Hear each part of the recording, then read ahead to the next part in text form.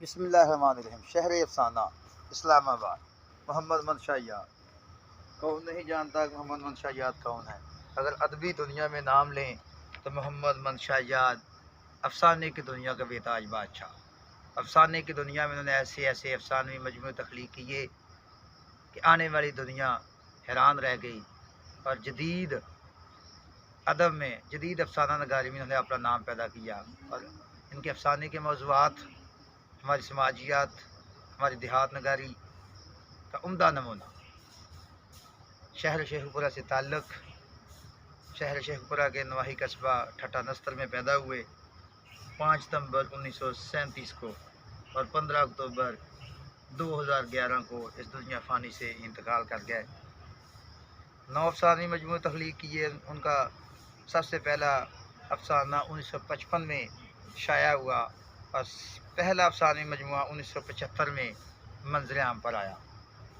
9 افسانوی مجموعے، کئی ڈرامے تخلیق کیے، کئی ناول لکھے، جن میں ٹاما ٹاما تارا بہترین ناول، اور اسی میں سے راہی ڈرامہ، بندھن ڈرامہ پاکستان ٹیلی ویژن نے نشر کیے۔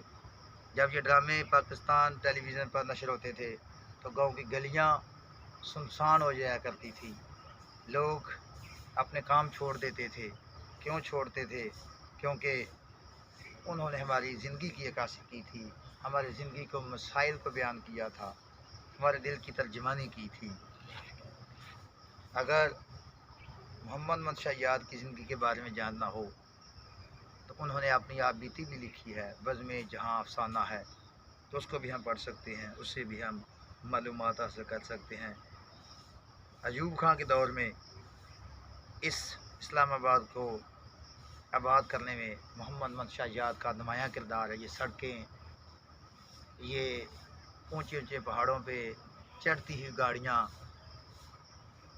محمد منشا یاد کی بدولت یہ آ جا رہی ہے۔ محمد منشا یاد کو بے شمار ادبی ایوارڈ دیے گئے، ان کے تخلیقی کام کی وجہ سے، ان کی ادبی سرگرمیوں کی وجہ سے۔ یہ وہ واحد ادیب ہیں جو نہ تو پروفیسر تھے، یعنی کہ ان کا تعلق تدریس سے نہیں تھا، بلکہ یہ انجینئر تھے، لیکن ان کا شغف تھا۔ چھوٹی عمر میں ہی انہوں نے کہانیاں اتنی پڑھ لی کہ وہی کہانیاں آنے والے وقت میں ان کے افسانہ نگاری میں ممد و معاون ثابت ہوئیں۔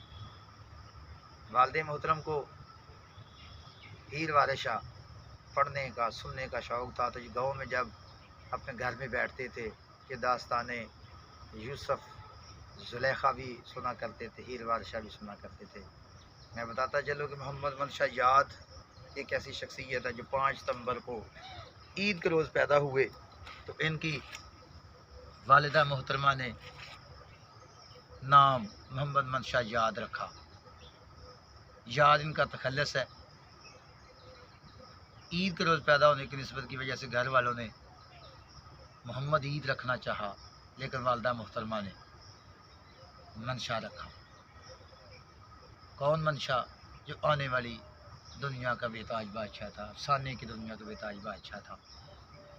ہمیں فخر ہے کہ محمد منشا یاد شیخ پورہ سے ہیں، ہمارا تعلق بھی شیخ پورہ سے ہے۔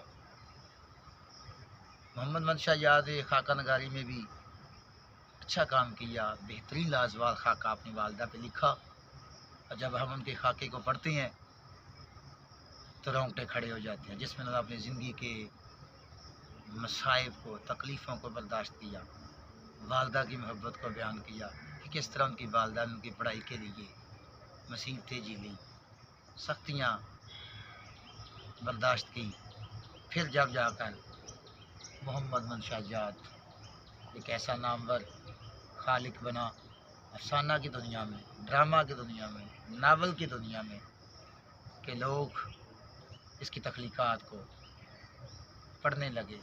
آج بھی ان کے تخلیقی کام پہ مختلف یونیورسٹیز میں M Phil, P H D level پہ مقالہ جات لکھے جا چکے ہیں۔ یہ سرمایہ ہے ہمارا، یہ فخر ہے ہمارا۔ دعا کرتے ہیں کہ محمد منشا یاد کو کروٹ کروٹ جتنا نصیب کریں۔